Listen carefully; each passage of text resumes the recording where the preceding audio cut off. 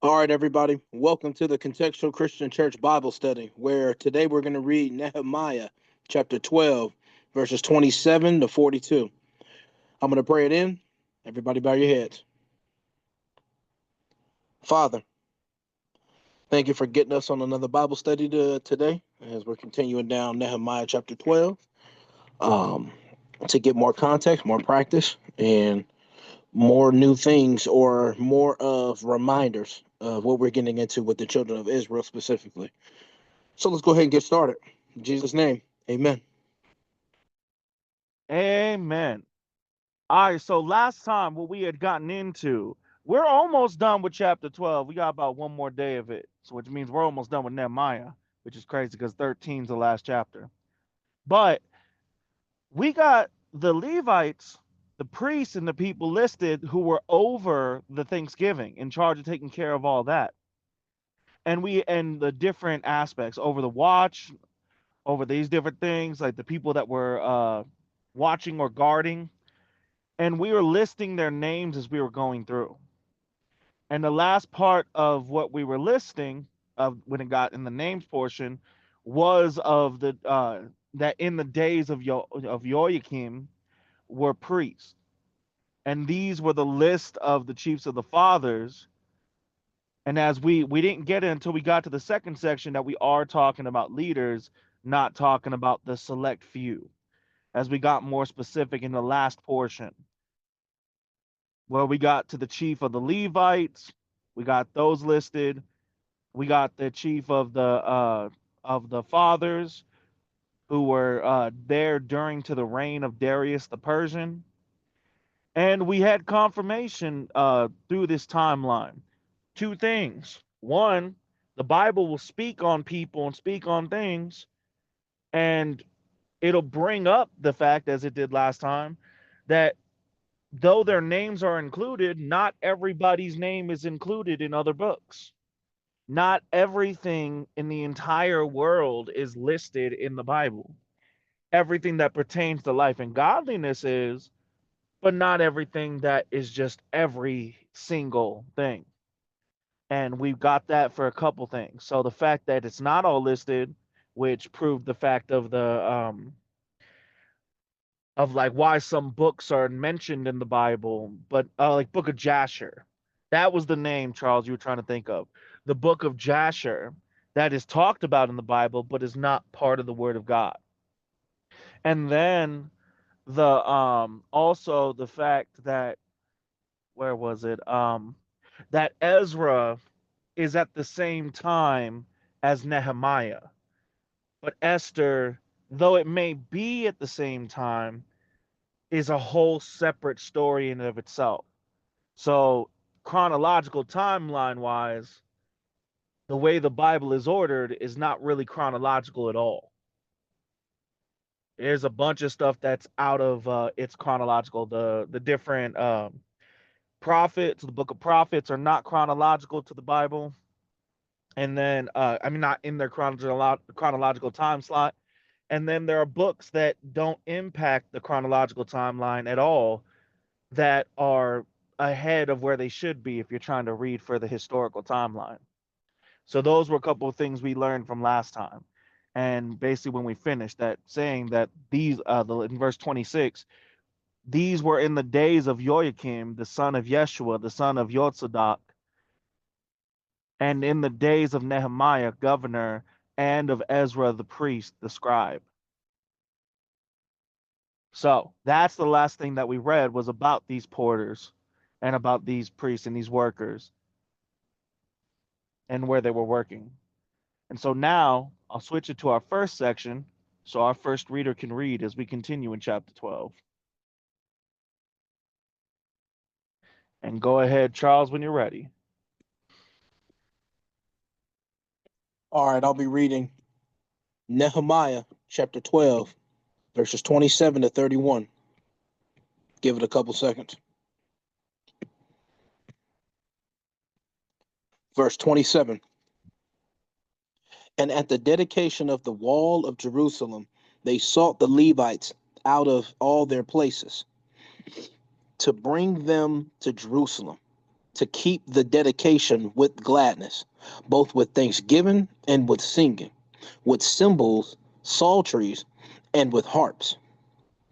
And the sons of the singers gathered themselves together, both out of the plain country round about Jerusalem, and from the villages of Neto, Netophathi.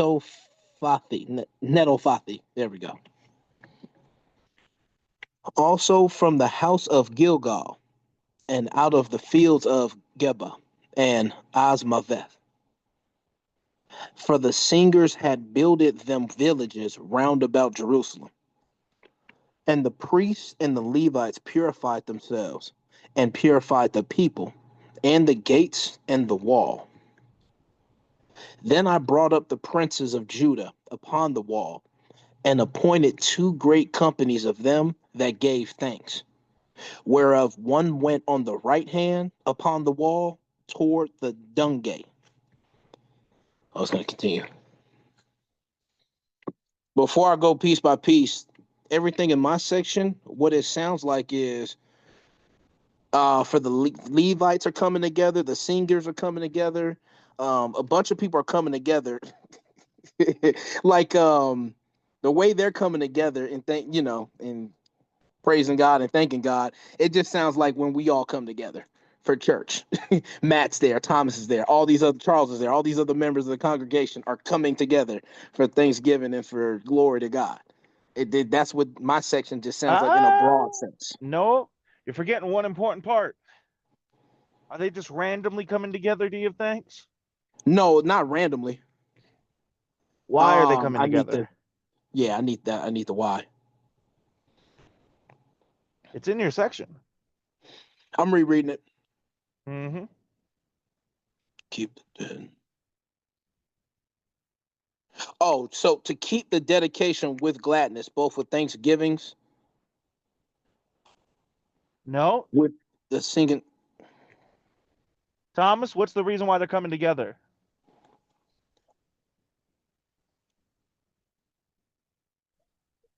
I'm reading as well. Mm-hmm. Give me like 10 seconds.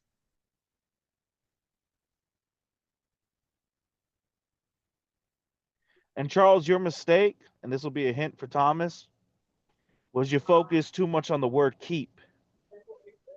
And you didn't look at the context of how the word keep is used. It's not used as maintain.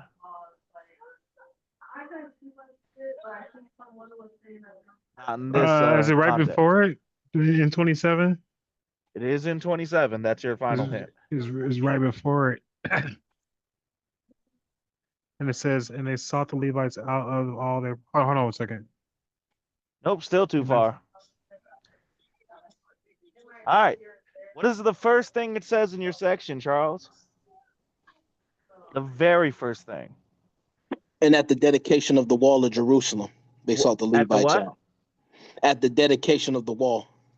One more time for the people in the back. Right. Dedication of the wall. There you go. This is them dedicating the wall of Jerusalem. Now, what does it mean? Because it should be straightforward, but just in case, if you guys need help, what does it mean to dedicate the wall of Jerusalem? Charles and then Thomas. This, I can't bring it up the same way we do with the dedication offering. This one's because this is just a dedication. So Strong's has it as initiation or consecration, but let Mm-hmm. me. I'm thinking about a way to re-explain that. All right, Thomas. I think of like a wall where they have a bunch of signatures on things of that nature, like it's a dedication to a certain thing, or is it way to like? If you re-explain that a little bit better, because I think you're on the right track.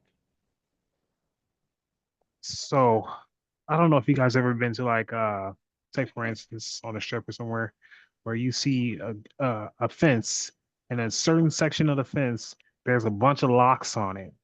And in that area, those the reason why those locks are there is a dedication to something. I'm thinking of the same kind of like aspect here. when it comes into reference of the wall. No, but good okay? try. That's not a bad guess though. That's a good guess. But no. All right, I'll give you guys. Actually, let me give Charles. I told you to give you another chance. Go ahead, Charles. I'm still thinking about it right now. I don't have it right now. Okay. A good idea and something to reflect or to compare it to is like when a brand new ship has just been finished and they're about to launch it into the water. And when they go to, before they do, sometimes there's a ribbon cutting ceremony. And what they're doing in this ceremony is they're doing a dedication or a focus towards the future of that boat, the future of that ship. In other words, a christening of the ship. In the same token here with the wall of Jerusalem, what they're doing in this celebration is they're doing a dedication or a christening, so to speak, of the wall itself and what it's for.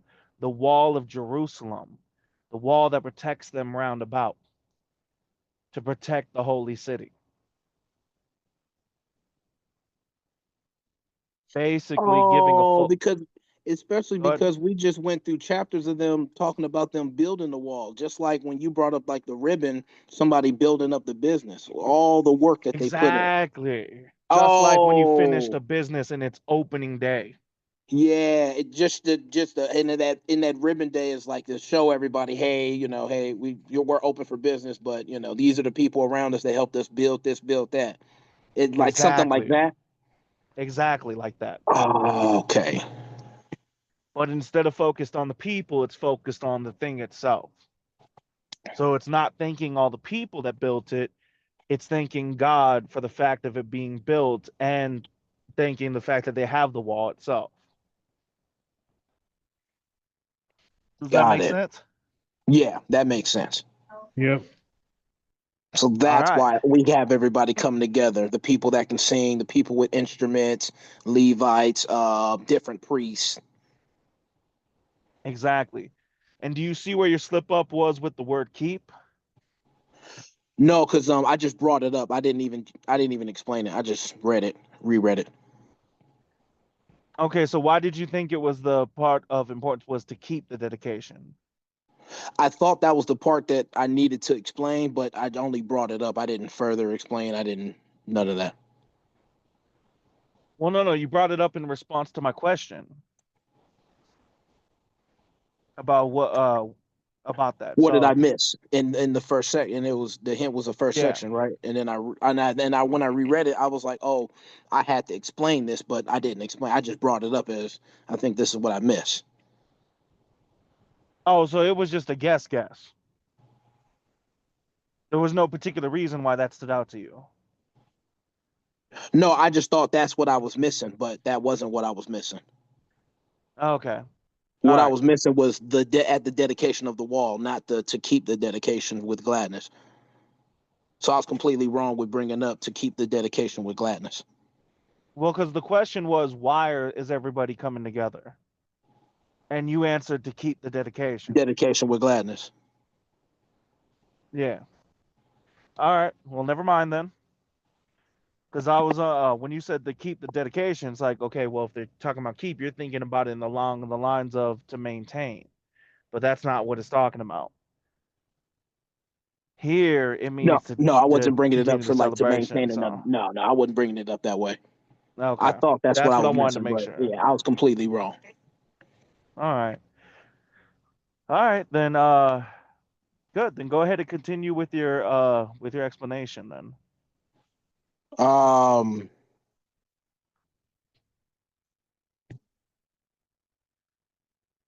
oh, well, let me bring up the purifying part because I think that's the only thing I need to bring up. Now, I want to make sure I explain this right. Not cleaning, cleansing.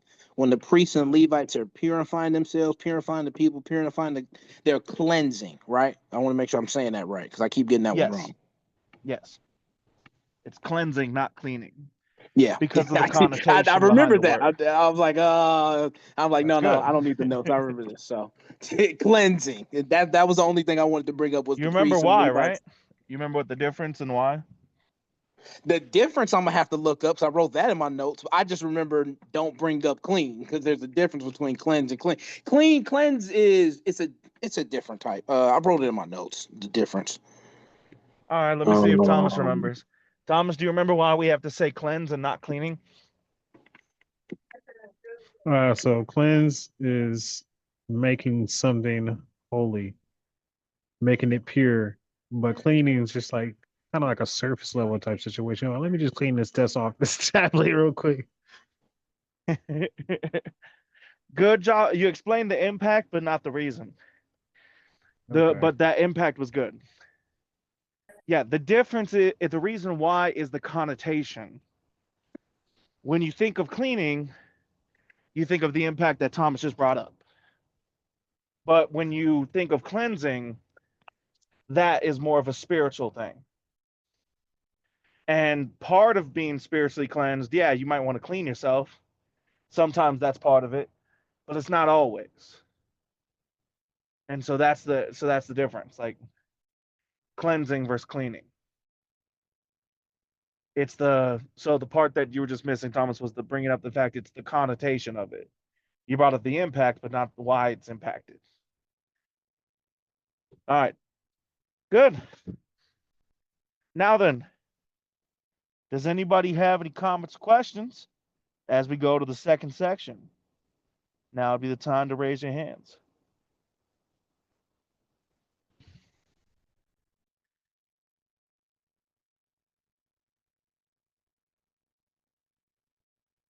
All right. And I'll be reading verse 32 to 37. Give everybody a second.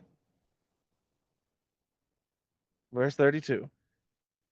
And after them went Hoshea and half of the princes of Judah, and Azariah, Ezra, and Meshullam, Judah, and Benjamin, Shemaiah, and Jeremiah, and certain of the priests, sons with trumpets, namely Zechariah, the son of Jonathan, the son of Shemaiah, the son of Mattaniah, the son of Micaiah, the son of Zakur, the son of Asaph, and his brethren, Shemaiah and Azarel, Milalai, Gilalai, Ma'ai, Nathaniel, and Judah, Hanani, with the musical instruments of David, the man of God, and Ezra, the scribe before them. And at the fountain gate, which was over against them, they went up by the stairs of the city of David at the going up of the wall above the house of David, even into the water gate eastward.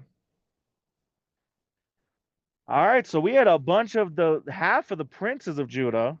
We had all this list of these people. Some of them were some of the priests, some of them were the musicians, and we had some standout names from them. And they went over by the fountain gate, which was over against them, and they went up the stairs of David, going above the house of David, which to me is only interesting because I wonder if this is going to correlate something as why it brings up the house of David. Are they going to correlate something that has to do with David being king?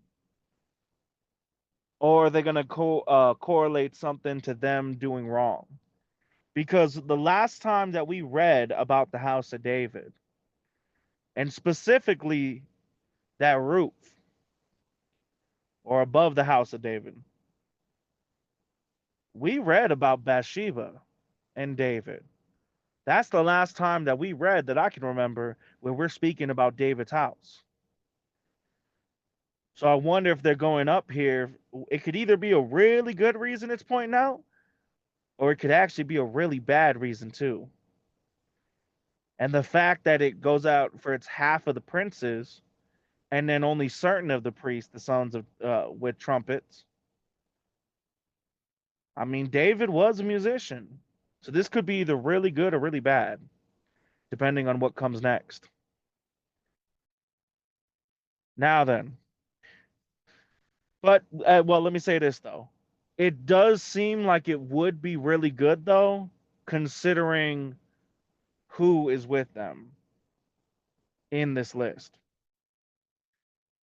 Now, which people stand out? Just one name stands out. I'm saying like one name for each of you because I'm gonna give you both a chance. That would give a reason to say that this is going to be a really good thing. Charles and then Thomas. Just one name.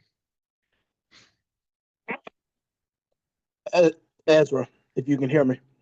Yep. Ezra would definitely be a good reason to suspect that this is going to be a positive thing. Why Ezra? Why? So he can, well, because he's not only is he a priest, but he's also the one that's going to be recording all of the things that they got going on. So, and we haven't read. There's a possibility we're probably just going to read something good, and especially since we're coming off my section of talking about them gathering together for Thanksgiving for praise, and he's just going to be, writing all this stuff down as we go.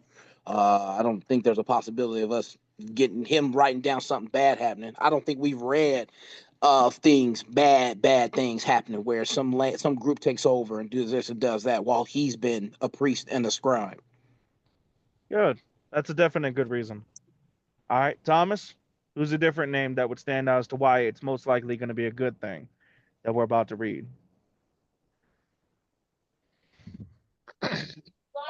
I don't have an answer on why they would be a good name, but I All could right. just call out a name. I don't want to just call out a name without an answer. No, it's okay. I want you to call out the name you think would be a good reason is to think why it'd be a positive thing that they're being listed and this is Right after happening. Ezra, Meshulam. Meshulam. Video. So watch. Did you hear Okay. me?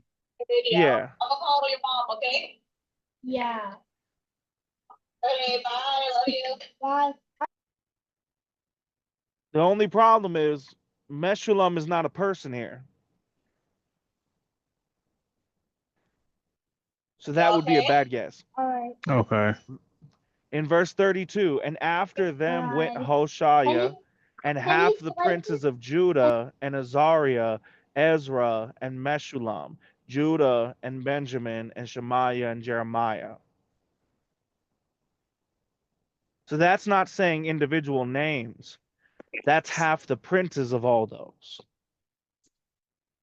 You see what I'm saying? I see it now. All right. The other name that should stand out is the fact that it's half of the princes of Jeremiah. Jeremiah, what is his whole? We just finished the listening. What is his whole shtick, Thomas? What is the whole focus of Jeremiah?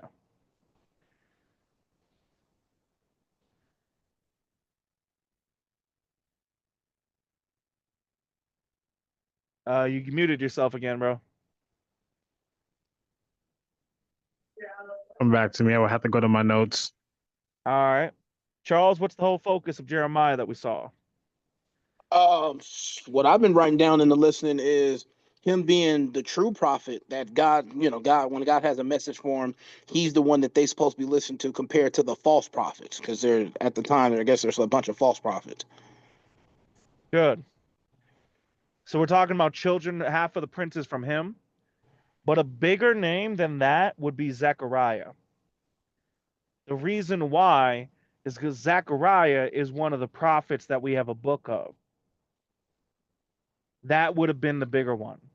But the fact of we look at whose princes these are, Jeremiah being one of the prophets and it being the princes of him, and Ezra, if we're talking about just Ezra by himself in verse 36, that's one reason. But if we're talking about the princes from Ezra in 33, then we're talking about the family lineage from him.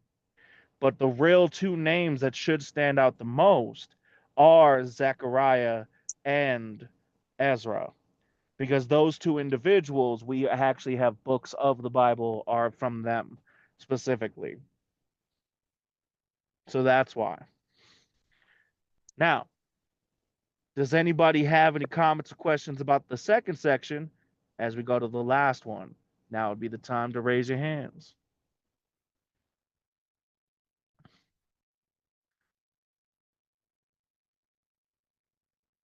All right, then go ahead, Charles, when you're ready. Finish this out. So I'll be reading Nehemiah chapter 12, verses 38 to 42. Give it a couple seconds. Verse 38.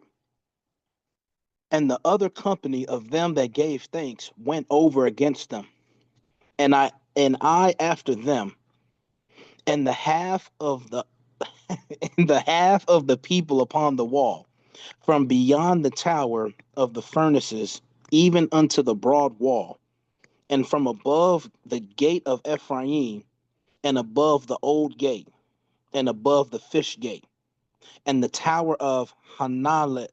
Let me double check that name.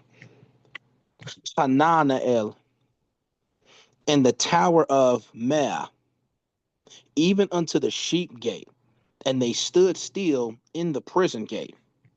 So stood the two companies of them that gave thanks in the house of God, and I and the half of the rulers with me. And the priests Eliakim, Maaseiah, Mini, I, that was a tongue twister. Let me double check this one.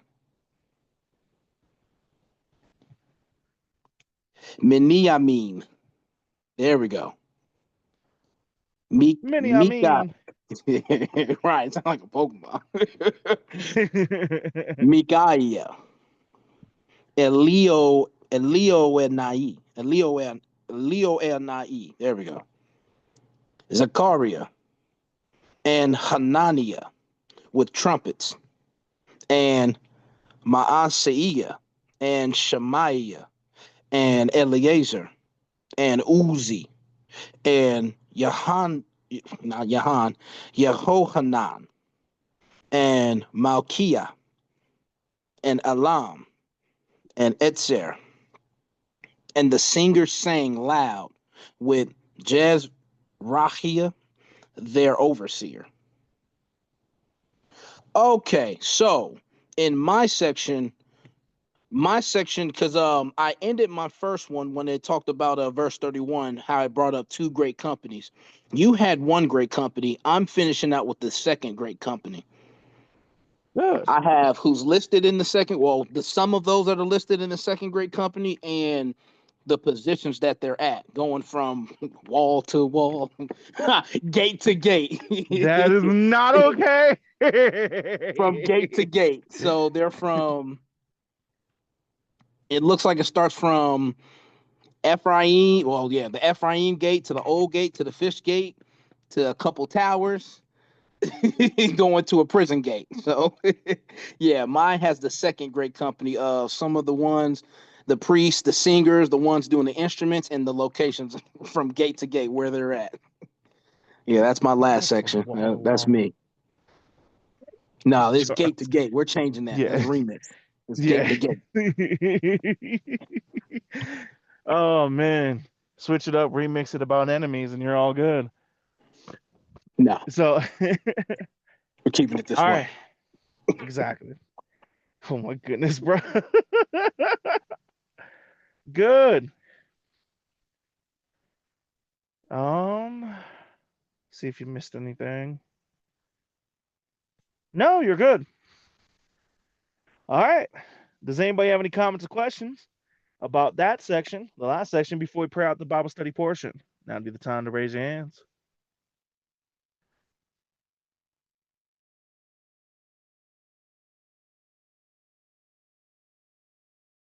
Go ahead, Thomas, when you're ready. And then came a fox.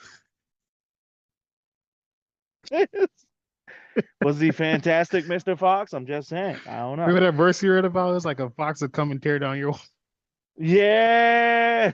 but not this wall. No, sir. After all that building and everything, if that were to happen, I'm not gonna lie, that would be so funny. Like, somebody brought up. I'll talk about this afterwards. Let's get this pray out. All right, everybody, bow your heads. Father, thank you for this time you've given us to be able to read your word, to be able to get better understanding, and in this one specifically, to be able to see the impact that they had of these two different companies. It just looks like they're spreading out and covering the different sides, especially during this celebration. And we just pray that as we go forward, even ours, when we establish something, especially if it's been established for the work for you, one day getting a building, that we don't forget that it's not a bad thing to celebrate the moments of triumph. The day comes where we have a building, our first, and then every building that is for your work. We just pray that we celebrate it, but we never forget why we're celebrating. Because that's one thing that the children of Israel did a lot. And we just pray not to be like that. In your son's holy and precious name, Jesus Christ Yeshua. Amen. Amen. Amen. All right. Now, tonight's Bible listening is from Jeremiah chapter 33 to 46. Again, Jeremiah 33 to 46. Let me know when y'all got it. Got it. Got it as well. All right. Now, last night's listening was Jeremiah chapter 23 to 32. And we'll have Thomas go first, then Charles, and I will go last.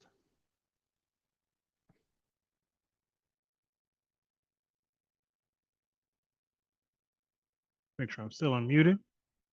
All right. My first is going to be, where did I do that one? Jeremiah 24, 6 through 7. For I will set mine eyes upon them for good, and I will bring them again to this land, and I will build them and not pull them down, and I will plant them and not pluck them out up, and I will give them a heart to know me, that I am the Lord, and they shall be my people, and I will be their God, for they shall return unto me with their whole heart. So pretty much we have God assurance, God kind of like, how can I put this? Hold on 1 second. God kind of like reassuring them that he hasn't abandoned them.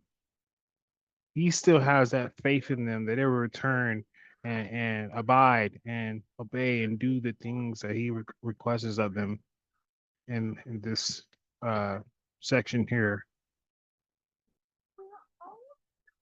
Hold on. Not quite. It's not about God not abandoning them. That he hasn't abandoned them. That's not Like he it. still go ahead then. We'll reread it. I got you. For I will set my eyes upon them for good, and I will bring them again to this land, and I will build them up and not pull them down, and I will plant them and not pluck them up, and I will Now give that them a sounds heart. all good, right? But go a few verses before. That was in 24, right? I got it written down. Let me go to the actual Bible.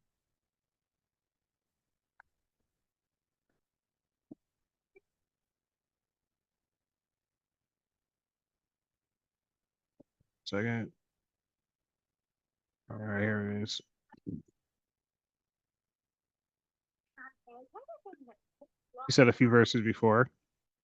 Yep. Where you want me to start? 5 or 4? Nope. From verse. Well, 5 is good, but yeah. I mean, we could start even from the beginning. All the way from 1. Yep. The Lord showed me, and behold, 2 baskets of figs were set before the temple of the Lord.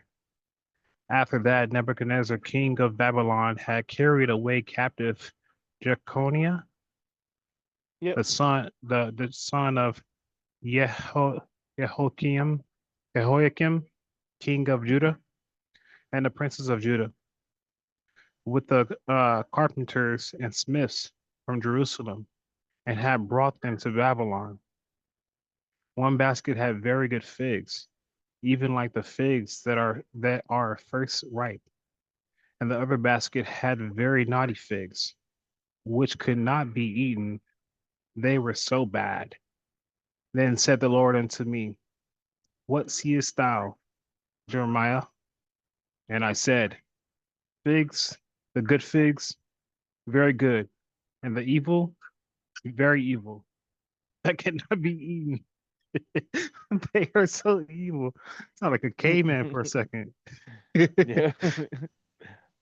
Again, the word of the Lord came unto me, saying, Thus said the Lord, the God of Israel, like these good figs, so will I acknowledge them that are carried away captive of Judah, whom I have sent out of this place unto the land of Chaldeans for their good. For I will set mine eyes upon them for good, and I will bring them again to this land, and I will build them and not pull them down, and I will plant them and not pluck them up, and I will give them a heart to know me, that I am the Lord, and they shall be my people, and I will be their God, for they shall return unto me with their whole heart. There you go. So, what he's not saying there that God is going to be there, that he didn't forget about him. What he's saying there is that he's going to be there for the ones that are trying to do right. Mm. And that's a very important thing to say, because you could be doing good and have things go wrong for you. You can be doing good and have things happen, and God will take care of you. But he's giving a comparison between good figs that are edible, ones that are usable, in other words, versus ones that are so bad they can't even be eaten. They're bad ones. They're not usable. And so in verse 4 through to that part, he brings it up. But then in verse 8, he goes into the evil figs, right? The ones that weren't carried away captive. And he says, And as for the evil figs, which cannot be eaten, they are so evil.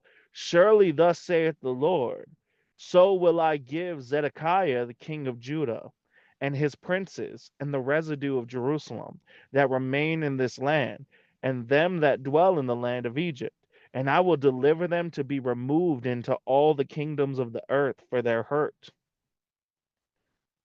So God ain't having their back. I He's see sending what them you're out saying. for the intention of their hurt. All right. That's why we got to be cautious with that. This is the same thing in a verse section. I'm pretty sure you probably caught it, but it's one of the most taken out of context verses. And if you don't bring it up, I will. But I'll give you a hint. It's in chapter 29. But yeah, we got to make sure we have that context accurate. This is not saying that God will always have your back. As a matter of fact, it's saying the opposite. It's saying that God will only have your back if you're trying to do right by him. And actually, it's not even talking to everybody. It's talking specifically about the children of Israel that were carried away to captivity versus the ones that were spread abroad to all nations of the earth. And the only ones that he's given statement that he'll be there for them are the ones that were having a problem with all the sin going on, if you remember. All right. Good. Go to your Charles. Do you have anything you want to add on that before he goes to the second one? No. All right. Go ahead, Thomas, with the second one. I'm gonna let you do 29. I'm gonna jump to Jeremiah 32, 17 and 27. Ah, Lord God, behold, thou hast made the heaven and the earth by the great power and stretched out arm, and there is nothing too hard for thee. Behold, I am the Lord, the God of all flesh. Is there anything too hard for me?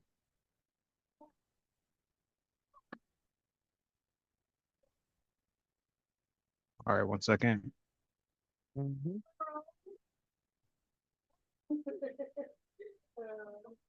So pretty much, despite everything Jeremiah has been going through, it's he's still declaring in the Lord and having that complete faith in Him through all things. Nothing's too hard for God. No situation that I'm in that God can help me overcome. So and pretty much God reminding him in this instance about that in a nutshell. Yep. And that's what I got for that one. That one was good. Charles, do you have anything you want to add on that? No. All right. Then go ahead with your last one, Thomas. That was my two. Oh, okay. There was only two. There can only be one. No, I'm just playing. Go ahead, Charles. First one I want to do is Jeremiah chapter 25, verses 7 to 9. I think I remember why. Let me double check. Yep, I did. I know why. Let me read it. Yet ye have not hearkened unto me, saith the Lord, that ye might provoke me to anger with the works of your hands to your own hurt. Therefore, thus saith the Lord of hosts, because ye have not heard my words, behold, I will send and take all the families of the north, saith the Lord, and Nebuchadnezzar, the king of Babylon, my servant, and will bring them against this land, and against the inhabitants thereof, and against all these nations round about, and will utterly destroy them, and make them an astonishment and an hissing and a perpetual desolation. Now, Matt, didn't I just Mhm. talk about on Monday how I was brought up verses and I was bringing up a point that it just hit me in that point where the children of Israel was given not, I brought up that they were given a warning. I didn't bring up the fact that they were given multiple warnings. Well, yeah. Follow God's will or else. I mean, not even just the warnings at their time. Jesus brings this up in the New Testament about how the fathers of the Sadducees and Pharisees killed the prophets. Think about all the prophets we have, all the books of the prophets. Mm-hmm. What is one thing they've all had in common? Every single one of them. Have any of them been saying that the children of Israel were doing right and just keep on doing what you're doing? So far, no.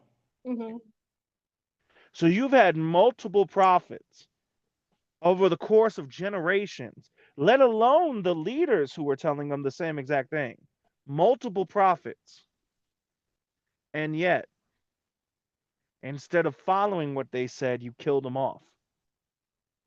Or you disobeyed them to death.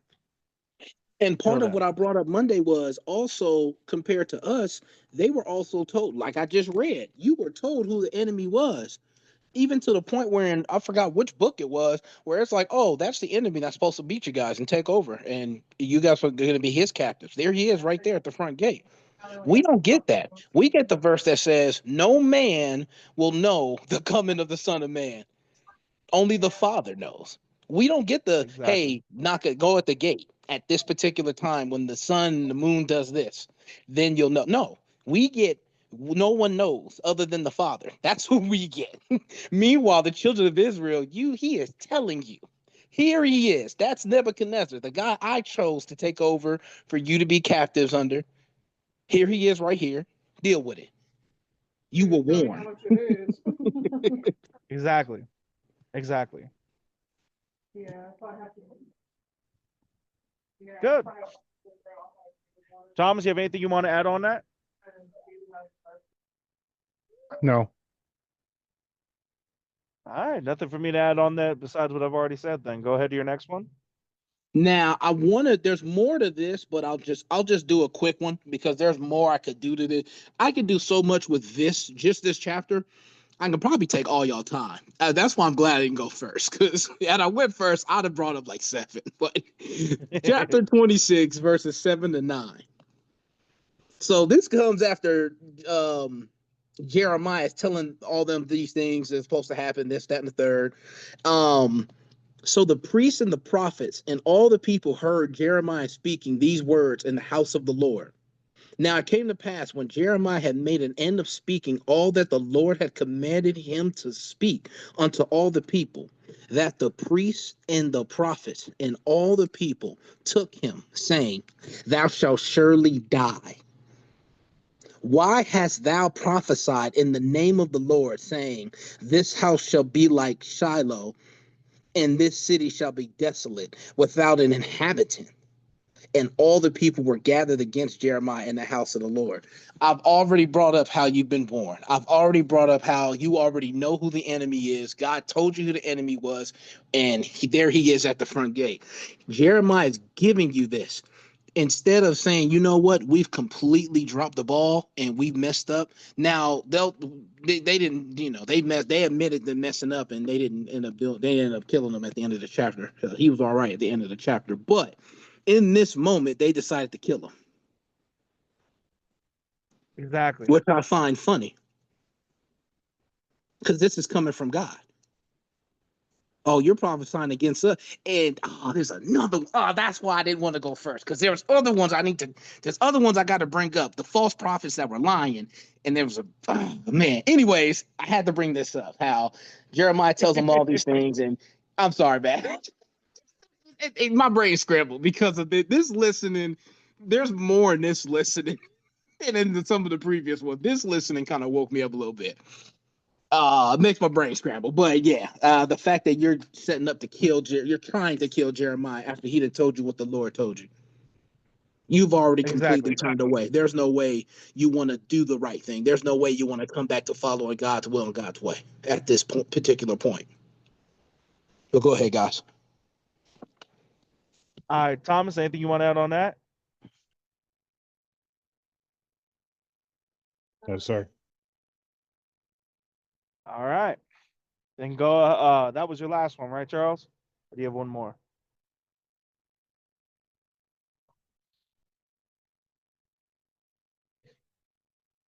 Charles? Oops, sorry. All right. I was muted. I'll bring this one up because if I keep going, I'm not gonna stop. I'm gonna stop with this one. Jeremiah, this one's chapter 29, but it ain't the same one you got. I know it ain't the same one you got. This one it reminded me of something. In verse 10, for thus saith the Lord, that after 70 years be accomplished at Babylon, I will visit you and perform my good word toward you, in causing you to return to this place. I forgot who we read. Was it Daniel or was it the other dude where we actually Ezekiel? it actually said, say it again? Ezekiel? It might have been Ezekiel, where we literally did the study, and it was like after 70 years, this priest started going up to the children of Israel, and they were already preparing to come back.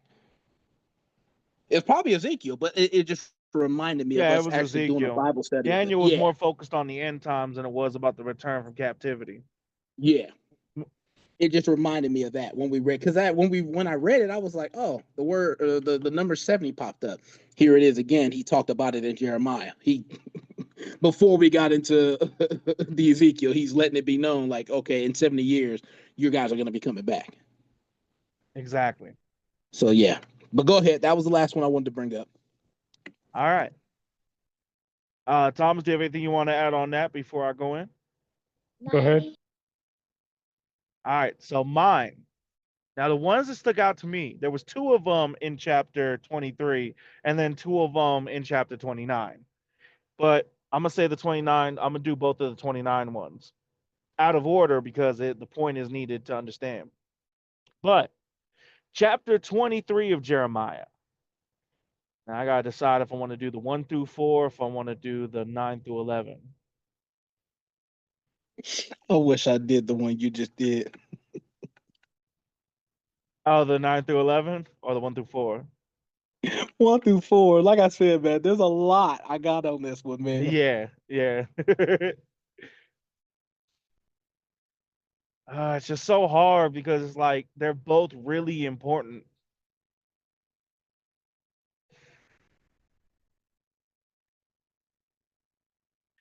No, I'll go ahead with 1 through 4. Jeremiah chapter 23 and verse 1 through 4. Woe be unto the pastors that destroy and scatter the sheep of my pasture, saith the Lord.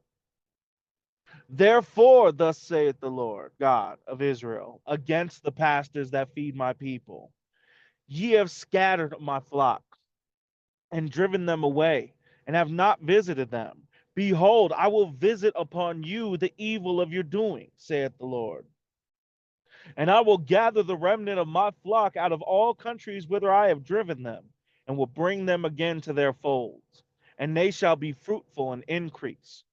And I will set up shepherds over them, which shall feed them, and they shall fear no more, nor be dismayed, neither shall they be lacking, saith the Lord.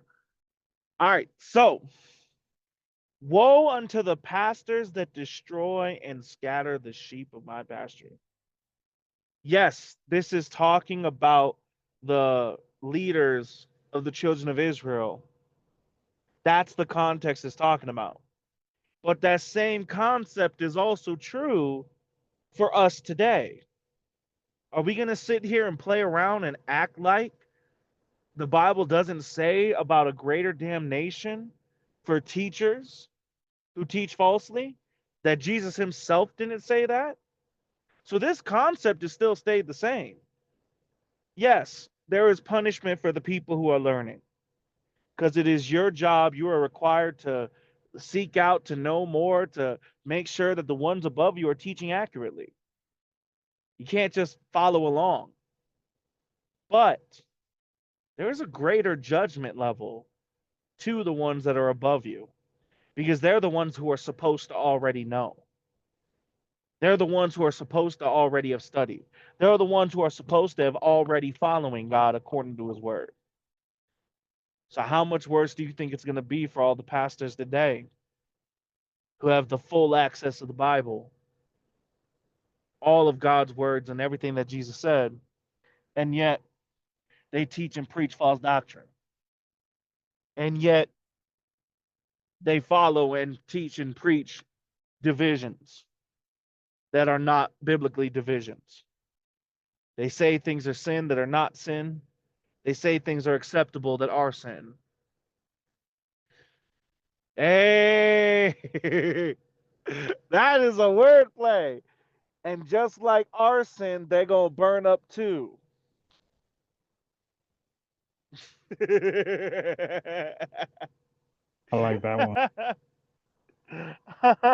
That just hit. It's so good. They say things are not sin that are sin. And like the are sin, they're going to burn up too. I'm going to have to remember that. So, anyways, but that's why that one stuck out to me. Now, Thomas and then Charles, do you guys have anything you want to add or say about that before I go to the second one? No. Yeah, for one, you got to start writing that stuff down when you come up with it because you've done it a couple times. Yeah, yeah. But the second thing is, man, I can't believe all of us. I don't know if you probably saw it, but none of us brought up verse 6 of that same chapter. It completely, it's in saved on the app, and I didn't even bring it up or write it down. I can't believe it.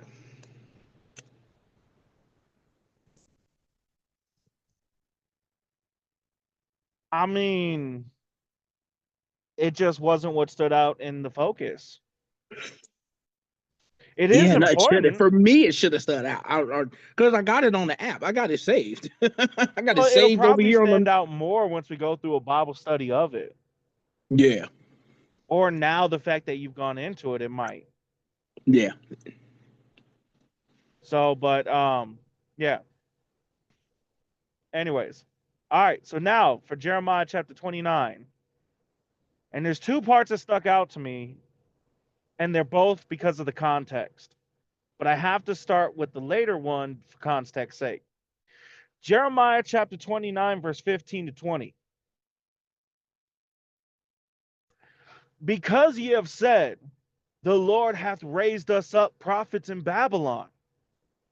Know that thus saith the Lord of the king that sitteth upon the throne of David, and of all the people that dwell in this city, and of your brethren that are not gone forth with you into captivity. Thus saith the Lord of hosts, behold, I will send upon them the sword, the famine, and the pestilence, and will make them vile like vile figs that cannot be eaten. They are so evil. And I will persecute them with the sword, with the famine, and with the pestilence, and will deliver them to be removed to all the kingdoms of the earth, to be a curse, and an astonishment, and an hissing, and a reproach among all nations whither I have driven them, because they have not hearkened to my words, saith the Lord, which I sent unto them by my servants, the prophets, rising up early and sending them. But ye would not hear, saith the Lord. Hear ye therefore the word of the Lord, all ye of the captivity, whom I have sent from Jerusalem to Babylon.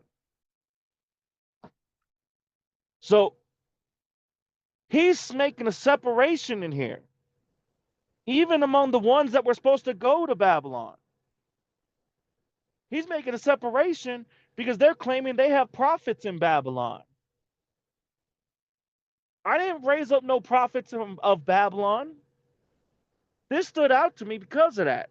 There's a lot of people that try to claim they're prophets or that they've heard from a prophet. That was never a prophet of God. And how do we know? Because it brings up in 20. Hear ye therefore the what? The word of the Lord. If the prophet is saying something that don't line up with scripture, he's not a prophet, because God does not contradict himself. He may change his mentality on a situation, but he doesn't contradict himself. He's not a man that he should lie. So, if what somebody is claiming contradicts what the word says, especially if you show them the word in context and they still reject it, they're not following God, and they're not a prophet or a teacher of God. They're a teacher of something else, much like these prophets of Babylon. Babylon isn't part of God's people. And he says it as such there. Thus saith the Lord of hosts, behold, I will send upon them the sword. And so he says in there, not just them, know thus that thus saith the Lord of the king that sitteth upon the throne of David, and of all the people that dwell in the city, and of your brethren that are not gone forth with you into captivity. So he's including these false prophets among those people that don't go into captivity. So that's why that one stuck out to me, because that context is absolutely needed for Jeremiah 29:11. You guys have anything you want to add or say on that before I go to the last portion, which is going to cover 11? All right. Then now, the first portion. Now, I could start from verse 1, and I will, because this is partly needed, but I'm not going to say every single verse. I'm just going to point out the points. It's from verse 1 to 11. Now, these are the words of the letter that Jeremiah the prophet sent from Jerusalem unto the residue or the leftover of the elders which were carried away captives, and to the priests, and to the prophets, and to all the people whom Nebuchadnezzar had carried away captive from Jerusalem to Babylon. Thomas, is this talking to us today? No. Good. Charles, is this talking to all the children of Israel from this time frame? No. Okay. Is it talking to Jeremiah, Thomas?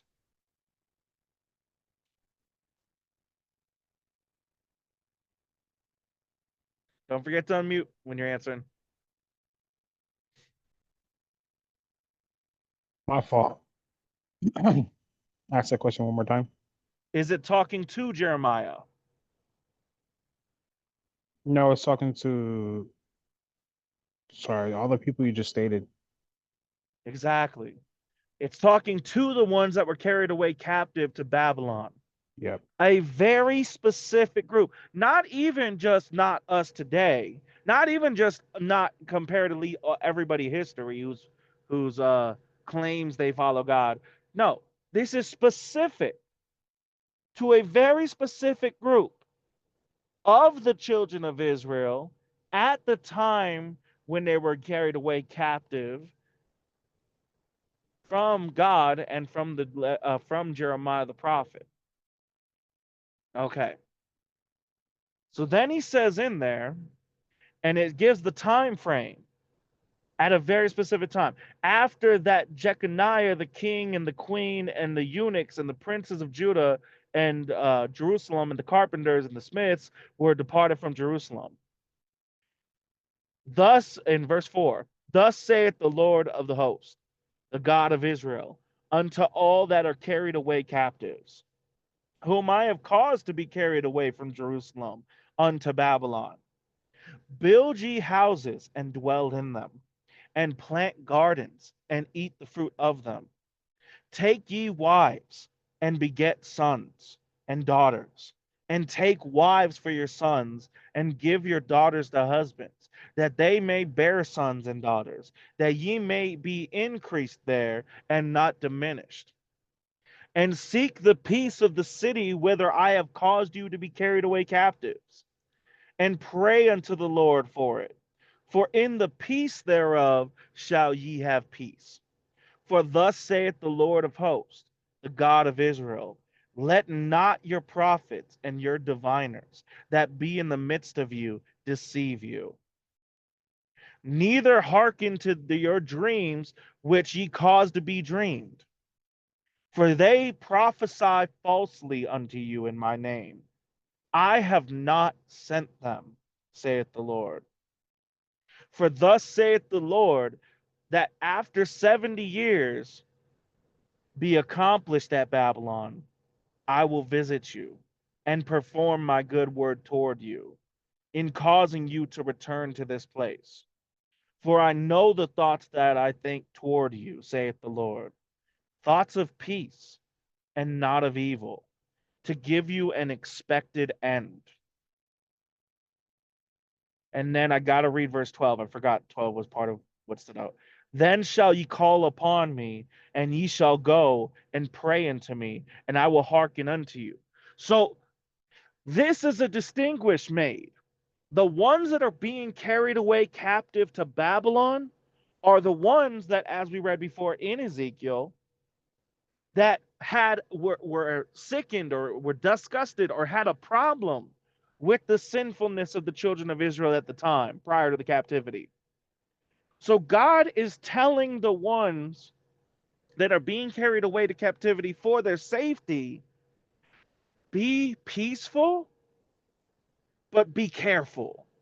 There are prophets among you, there are diviners among you. I never sent them.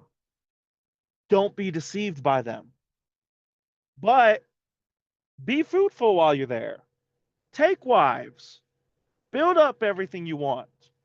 I'm not sending you to captivity here for your evil. I'm sending you to captivity here for your good. Now, the reason why this also matters in that context is because when people quote 29:11, they're quoting it as to say life will get better for you today, that everything's going to work out for you. But was this speaking to us today? No.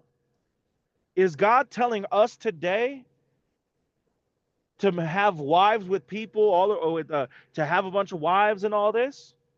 No. It's a positive thing if you get a wife, but it's not a goal. It's a benefit. The goal in today's day and age is to serve God and follow him. And as a matter of fact, Paul points out if we could stay single and not have a problem with it and not give in to lust, then it would be better if we could be single because we can give more of a focus to God. But if you can't, if you're going to burn up in your lust, then find a wife. But here in this section, he is telling these children of Israel not just to follow him, but find a wife and build up your personal life, finances, and everything. This is a goal God set for them, not a side benefit. But for us, it is a side benefit, not a goal. So the whole premise of use that people use it out of context for is wrong. It ain't talking about everybody in the world. It's not a platitude to be used to make people feel better. Your life is not guaranteed to get better. As a matter of fact, if God sees fit, just like Job, your life might have to get worse. And just like the apostles, you might have to die for your faith. That is a possibility. And lastly, this was only to the ones that were actually trying to follow God in the first place, even in the midst of all the sin around. But I've never heard anybody I've heard quote this verse. It ain't never been from somebody that's actually trying to follow God according to his word and context. That has never been who's been saying it. A lot of times it's come from some fake Baptist preacher. Or so, and usually, let me rephrase. Actually, I've heard it more often than not from fake Christians who are black chicks who are Baptist. It's usually from some not young but like 35 and up women that love to quote this. And they're quoting it out of context and in a way that has nothing to do with what it's actually saying. You personally, in today's day and age, you are not promised a peaceful life. As a matter of fact, you are promised that you will have problems. But the children of Israel here, were they promised that they were going to have problems, Thomas, in this context? He was Don't telling forget them to, to go. Yeah, you. I can't even freaking talk. Hold on 1 second. yeah, you got to speak louder too. I could barely hear you. Yeah, you're gonna have problems, but like, don't stop from living. Is that what he said? Where in there did he tell them they're going to have problems? You were mentioning how he's saying don't stop living, like have wives and things of that nature. That doesn't mean there's going to be problems. If I tell you Isn't that follow not my already pre-existing instructions, problems, but like don't like focus on the problems in a sense? Still live no. your life. Oh, Mm. okay. If you're staying at my house and I tell you that while you're at my house you need to Hey, follow my rules, and there's people that live around us that don't follow God, does that mean you're going to have problems with them? no. See what I'm saying? Yep. So, Charles, were they promised that they're going to have problems here? Not in what you just read. No. Exactly. This is a completely different thing. They weren't promised that they're going to have problems, but we are. Now, don't get me wrong. He's talked about making peace with their enemies. Talked about us even today. But it also pointed out that because we are not of this world, and a servant is not greater than their master, we are not greater than Jesus. They literally crucified Jesus. So if you have nothing but good times, if you never have issues with people from this world who are not following God, that's a good telltale sign that you don't actually follow God yourself either. That should be a strict indicator to you that you don't, because of that right there. So different context than how people use it. Not the same at all. And that promise that they try to use it for to say, even if it was the same meaning, it's not for the same people. It's a very select group that it's for a very select reason and a very select time. All right. Now then, do you guys have anything you want to add or say on that? Charles and then Thomas?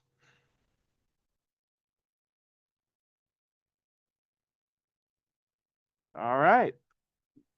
Oh, go ahead, Thomas. Oh, I was just gonna say no. Oh, okay. Appreciate it. And do you guys have anything you want to add or say before we close it out? Good. Then I'll go ahead and close this out. Bye, y'all.